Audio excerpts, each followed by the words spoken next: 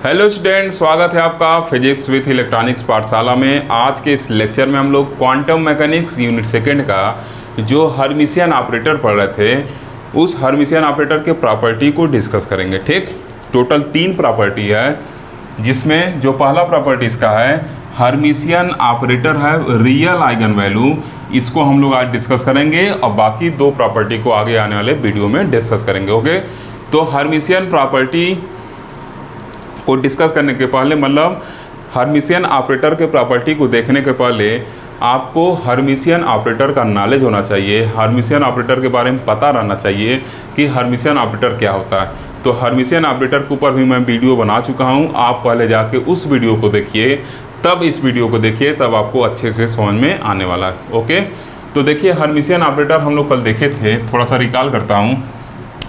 क्या होता है, मतलब अगर कोई ऑपरेटर ए है वो हर्मिशियन ऑपरेटर कहलाएगा अगर वो क्या हो, अपने एडजॉइंट ऑपरेटर के क्या हो, बराबर हो, मतलब सेल्फ एडजॉइंट ऑपरेटर हो। ठीक, तो ये क्या कहलाता है, ये कंडीशन हो और साथ साथ इस कंडीशन को सेटिस्फाई करे तो उस ऑपरेटर को हम क्या कहते हैं, हर्मिशियन ऑपरेटर कहते हैं। ठीक, तो कल हम लोग यहाँ पे 2 वेव फंक्शन लिए थे, साइन और फाई लिए थे। ठीक, लेकिन आज एक ही सिंगल वेव फंक्शन से काम चलाएंगे, प्रॉब्लम को थोड़ा ईजी बना देंगे। ठीक, प्रॉब्लम को इजी बनाने के लिए कल साइन फाइन लेके हम लोग हर्मिशियन डिफाइन किए थे, लेकिन आज इसको आसान बनाने के लिए एक ही वेव फंक्शन से काम चला देंगे। ठीक, देखिए कैसे, इसे समझिएगा थोड़ा, क्योंकि मैं सोच रहा हूँ इजी वे में आपको प्रॉपर्टी बताया जाए। तो देखिए, इसको अगर आगे हम लिखना चाहें तो ऐसे लिख सकते हैं ना, ये कल सब बताए थे कहाँ से क्वेश्चन आया था। ठीक, ये क्या हो जाएगा, ए ऑपरेटर का कॉम्प्लेक्स कॉन्जुगेट साइन का complex conjugate phi d v is equal to, इधर क्या हो जाएगा माइनस इनफाइनाइट से इनफाइनाइट, ये क्या हो गया साइन स्टार, ये क्या हो गया ए ऑपरेटर फाई डी वी। ठीक, अब हम साइन और फाई 2 डिफरेंट वेव फंक्शन ना लेके एक सिंगल वेव फंक्शन ले ले रहे हैं। ठीक, एक सिंगल वेव फंक्शन साइन ले ले रहे हैं, तो कैसे उसको लिखेंगे, जब से ऐसा इसलिए कर रहे हैं प्रॉब्लम थोड़ा इजी हो जाए जो हम लोग ये सॉल्व करेंगे। ठीक, तो ऐसे इसको कैसे लिख सकते हैं, माइनस इनफाइनाइट से इनफाइनाइट, ये क्या हो जाएगा ऑपरेटर ए का कॉम्प्लेक्स कॉन्जुगेट, यहाँ साइन स्टार और फाई की जगह भी क्या लिख देंगे, साइन लिख देंगे। ठीक, और यहाँ क्या लिखेंगे, अब क्या होगा, यहाँ देखिए साइन स्टार ए ऑपरेटर और यहाँ क्या लिख देंगे, साइन लिख देंगे डीवी। ठीक, मतलब आज हम लोग इस इक्वेशन को इस फॉर्म में कन्वर्ट कर लिए हैं, अब इसको हम लोग आज यूज करेंगे।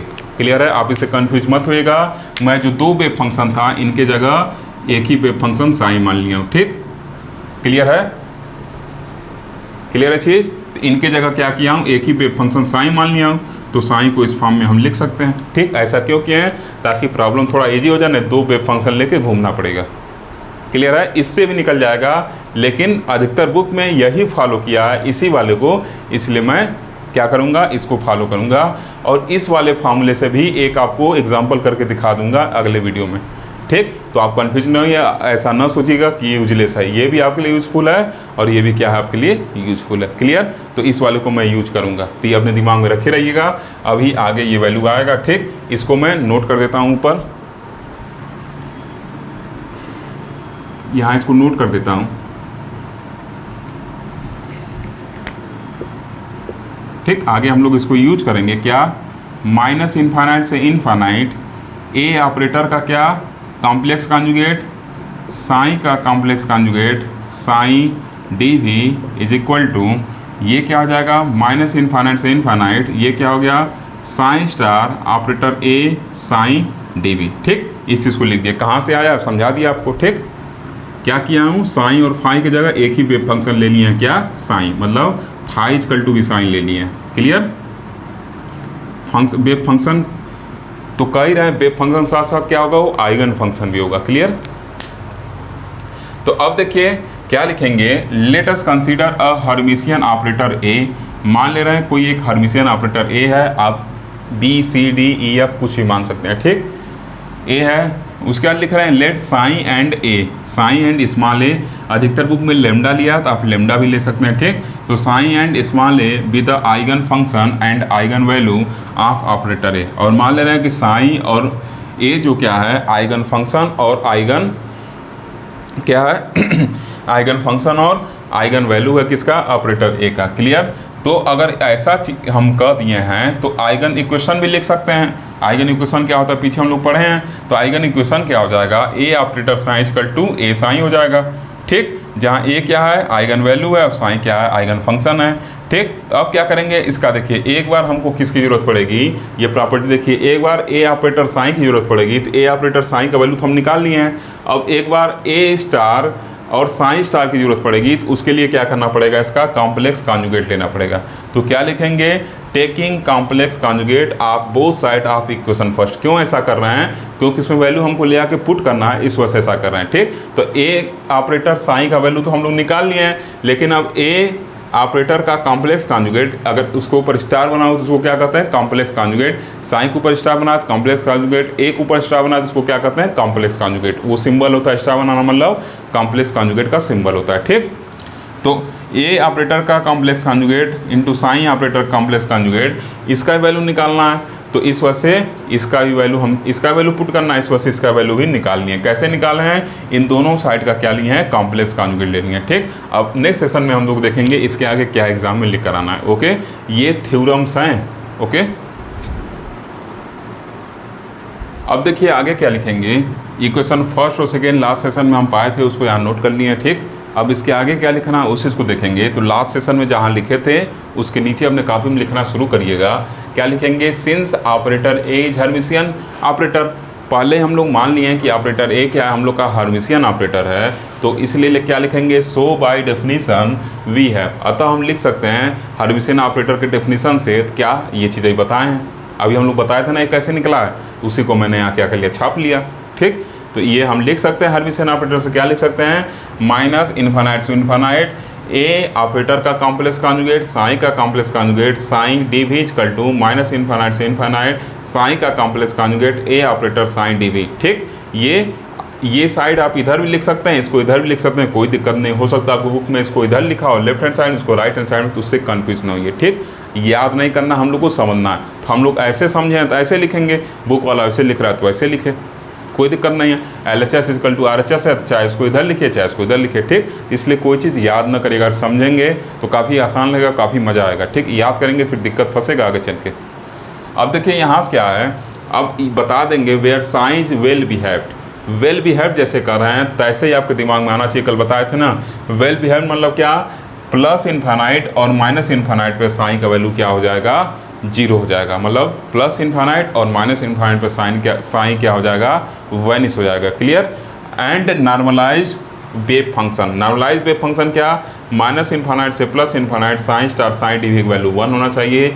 ये आप 4th सेमेस्टर में भी पढ़ चुके हैं, जो मॉडर्न फिजिक्स का लास्ट चैप्टर था। ठीक, और फिर आगे हम लोग 3rd चैप्टर में इसको डिस्कस करेंगे। अगर 1 होता है इसको नॉर्मलाइज करते हैं और ये 0 होता है तो इसको ऑर्थोगोनल कंडीशन कहते हैं। ठीक, तो ये चीज़ हम लोग देख लिए। अब क्या करेंगे, इक्वेशन नंबर 1 और 2 को क्या करेंगे, इक्वेशन नंबर फर्स्ट में यूज करेंगे। ठीक, तो लिखेंगे using equation first and second in equation 3 comma we have. तो क्या हो जाएगा यहाँ से, जब इसको यूज करेंगे, ठीक, तो जब इसको यूज करेंगे तो इधर क्या होगा, माइनस इनफाइनाइट से इनफाइनाइट, और क्या हो जाएगा, ए ऑपरेटर का कॉम्प्लेक्स कॉन्जुगेट और साइन का कॉम्प्लेक्स कॉन्जुगेट किसके बराबर है, ए का कॉम्प्लेक्स कॉन्जुगेट और किसके, साइन के कॉम्प्लेक्स कॉन्जुगेट बराबर है।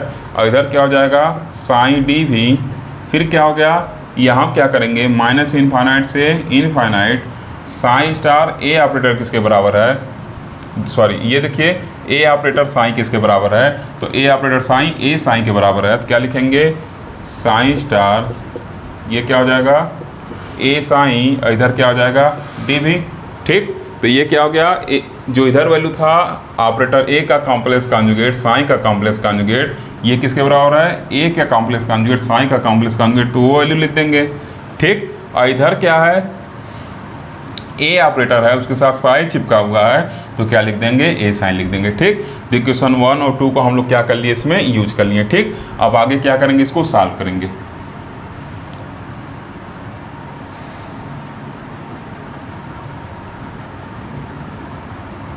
अब देखिए इसके आगे क्या लिखेंगे वो यहाँ से लिखेंगे। ओके, तो क्या लिखेंगे इसके आगे, उसको आप कॉपी में इसके नीचे से लिखिएगा। जब इसको आगे सॉल्व करेंगे देखिए यहाँ से ए स्टार क्या है आपका कांस्टेंट है, उसको बाहर ले सकते हैं। ये क्या हो गया माइनस इन्फानाइट से इन्फानाइट हो जाएगा साइन स्टार साइन डी भी, ठीक। और इधर क्या है ये जो वैल्यू है आपका ये क्या है कांस्टेंट है, इसको भी बाहर ले सकते हैं। तो माइनस इन्फानाइट से infinite psi star psi d भी हो गया, ठीक। अगर हम इसको इधर लेके चले आए तो क्या होगा ए स्टार माइनस इन्फानाइट से infinite psi star psi d भी, और क्या हो जाएगा माइनस ए माइनस इन्फानाइट से plus infinite psi star psi d भी इज इक्वल टू 0, ठीक। अब देखिए ए स्टार माइनस ए ऐसे लिख सकते हैं, और ये वैल्यू क्या है दोनों केस में क्या है कॉमन है, ठीक। तो उसको एक साथ यहाँ लिख सकते हैं साइन स्टार साइन डी भी इक्वल टू 0। अब देखिए अभी को हम लोग इक्वेशन नंबर 4 निकाले थे, माइनस इन्फाइनाइट से infinite psi star psi d भी, ये किसके बराबर था 1 के बराबर था। ये इक्वेशन नंबर 4 हम लोग बनाए थे, क्योंकि जो साइन आपका क्या है नॉर्मलाइज वेव फंक्शन है, तो लिखेंगे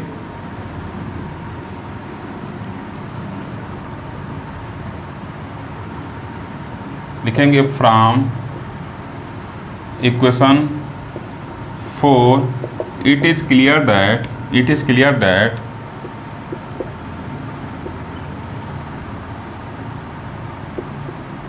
minus infinite psi star psi d v equal to 1, therefore अब देखिए क्या है इसका वैल्यू क्या है 1 है, ये हमको क्लियर है इक्वेशन नंबर 4 से।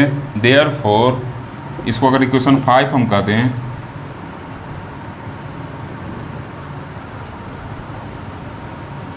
क्या लिखेंगे therefore in order to satisfy equation 5 the first term, ये क्या है फर्स्ट टर्म है, फर्स्ट टर्म मस्ट बी 0, ठीक।